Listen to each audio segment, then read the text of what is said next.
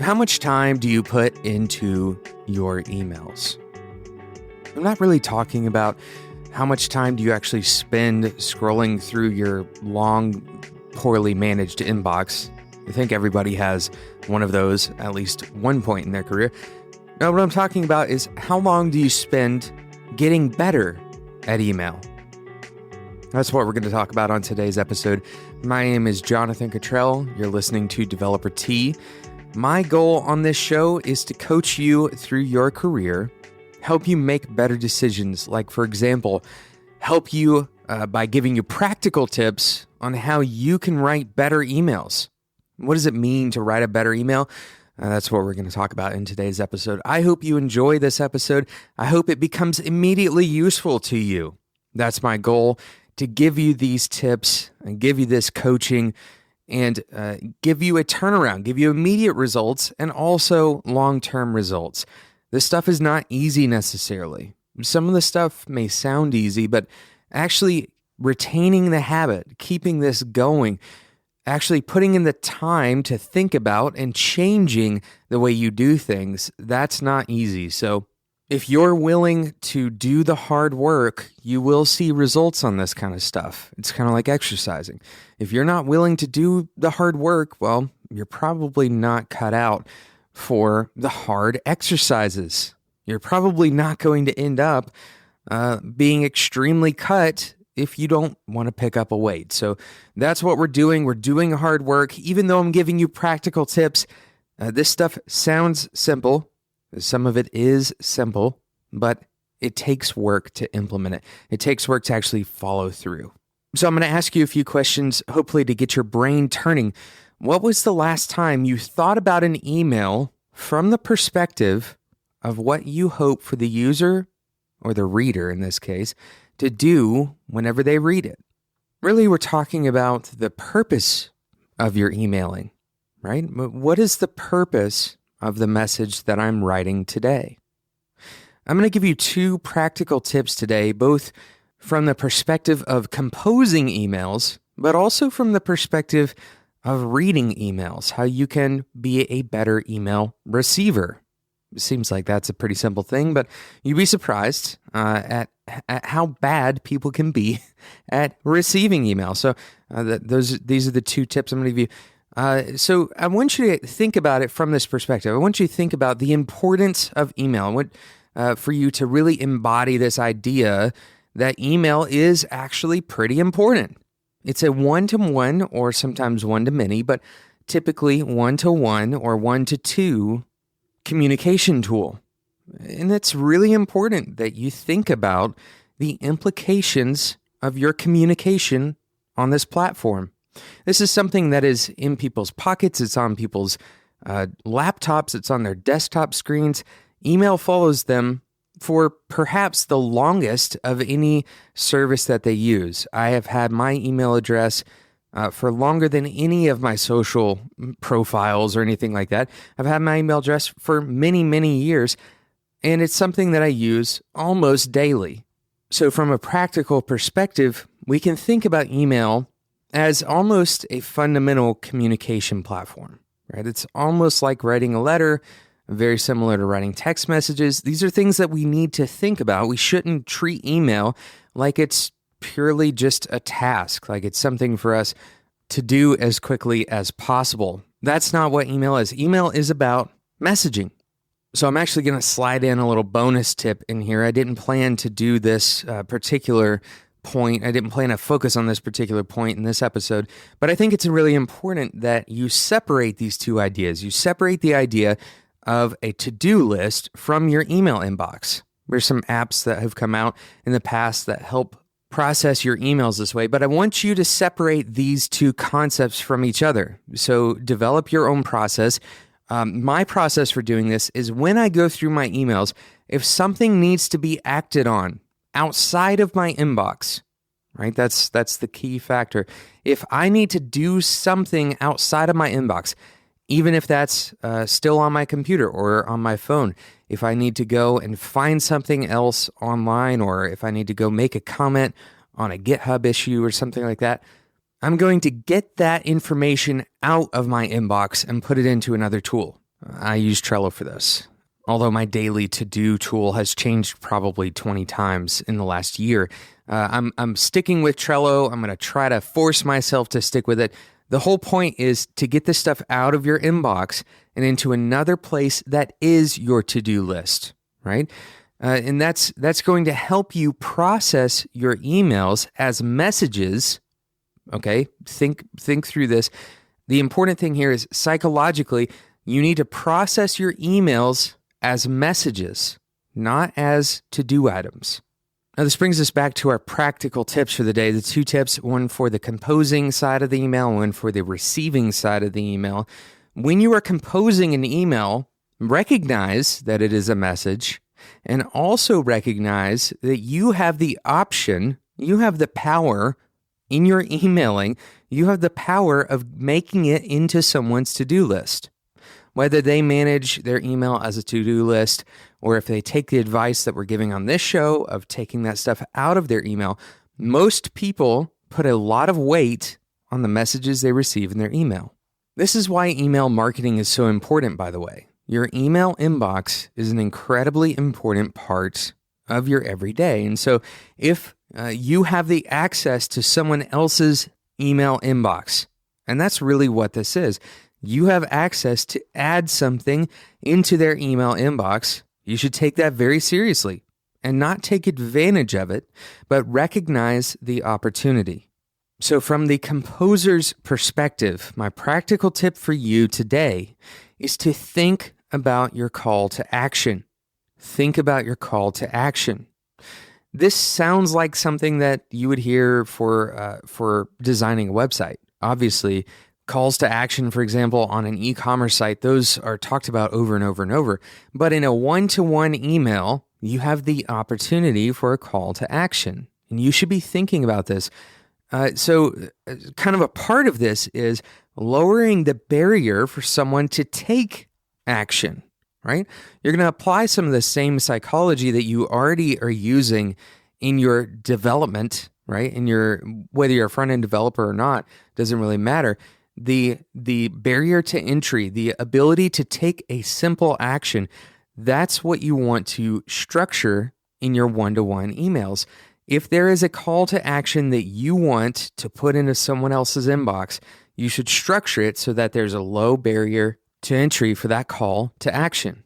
So a very simple example of this is not asking open-ended questions in your emails. If you ask an open-ended question, then that's likely to go to the end of the to-do column, especially for people who are very sensitive with their time. And so if you instead ask a question that has preformed answers, for example, if you want to set up a meeting with someone, provide 2 or 3 options for them to choose from for a meeting time. Instead of them having to expend the brain energy to go and figure out a good meeting time for them, you've provided 2 or 3 options for them to pick from, and they can decide which of the 3 options actually works the best. Perhaps the most common rule breaker in this area is emails that end with a question mark, thoughts. You're asking for someone's thoughts. And if you don't provide them more direction, if you leave the question totally open-ended, then the amount of time that it takes for me to respond to that email, well, it's not really certain. It could be an hour or it could be 1 minute.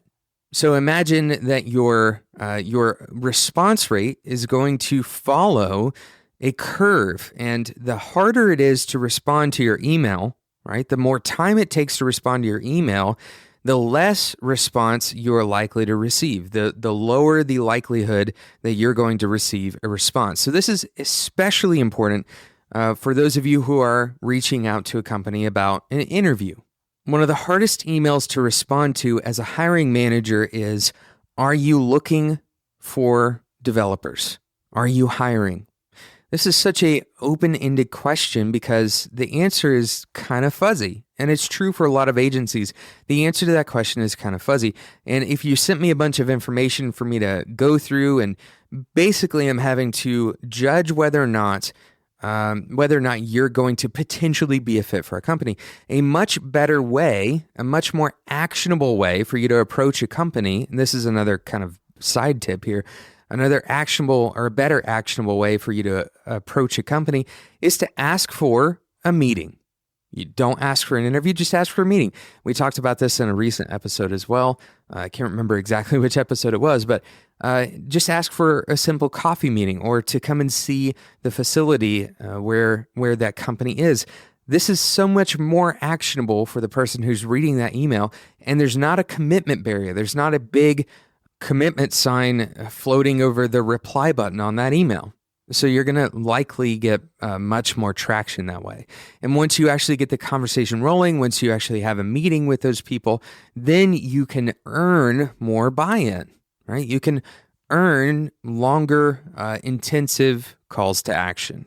So this is a very simple concept in communication. When you want someone to respond to you, make their response simple.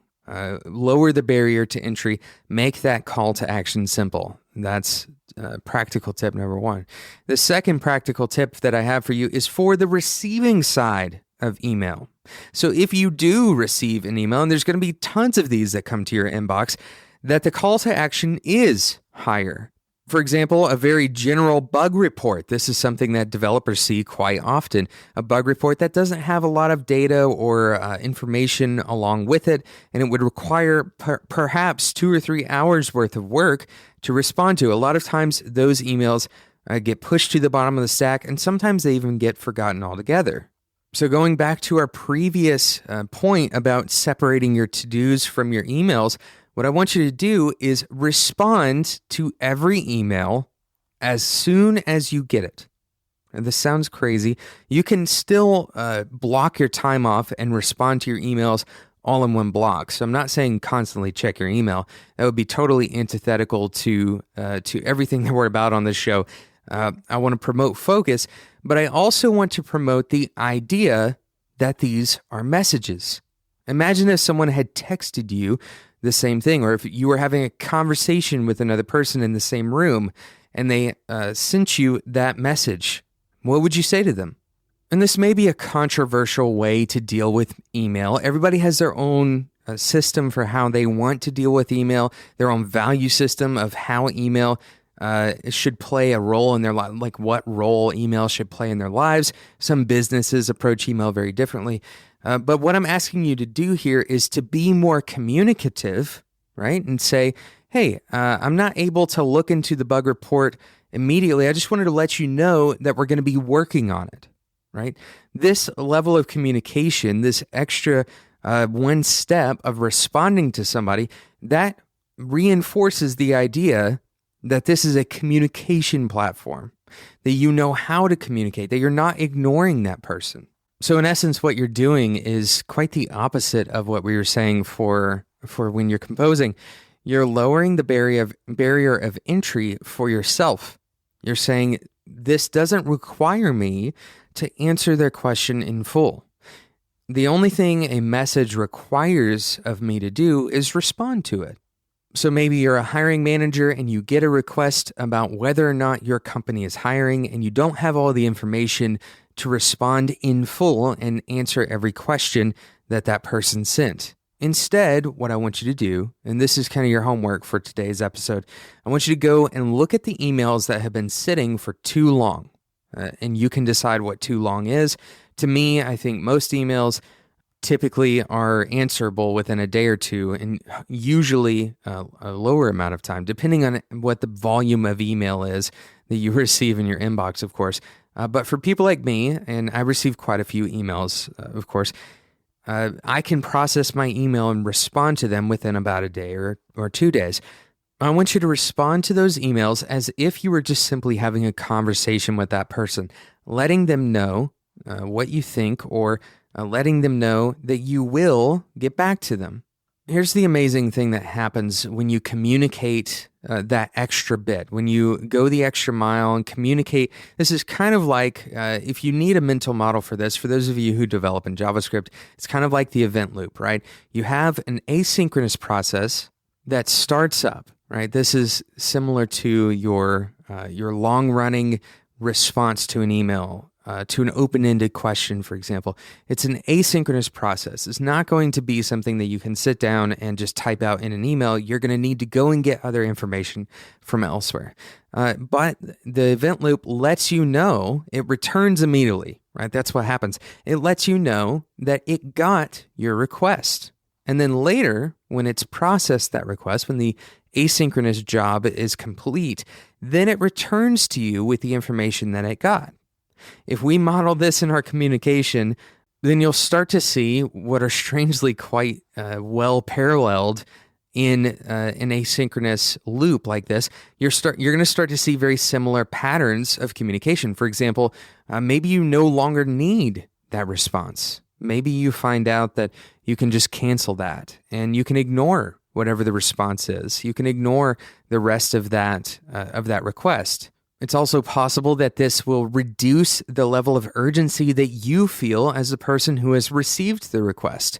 You're going to give some context back, and you're potentially going to receive more information from the person who sent you the email in the first place to add more context to whether or not this is actually an urgent issue for you to respond to.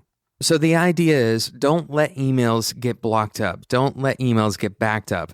And I'm kind of preaching to myself on this episode. I've got quite a few emails currently sitting in my inbox. You're going to find the same thing will happen to you. You'll go through phases where this is something that you're really 100% dedicated to. Then you're going to go through phases where you fall back to that old behavior of putting those emails in the bottom of your inbox. And I highly encourage you to make this a regular habit.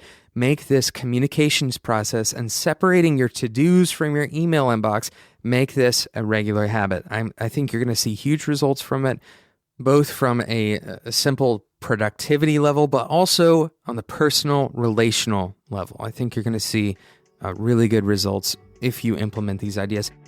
Thank you so much for listening to today's episode of Developer Tea. If you try out what I'm asking you to do in today's episode and you find value from it, then I want you to do two things. One, I want you to subscribe in whatever podcasting app you use. This will make sure you don't miss out on future episodes just like this one from Developer Tea. The second thing that I want you to do, and this one's optional, but I want you to reach out to me on Twitter. You can find me at Developer Tea. I'm also at Jay Cottrell. I'd love to hear how you are implementing these ideas in your inbox, in your emailing life. I'd love to hear how it impacts your day-to-day. Thank you so much for listening to today's episode of Developer Tea. And until next time, enjoy your tea.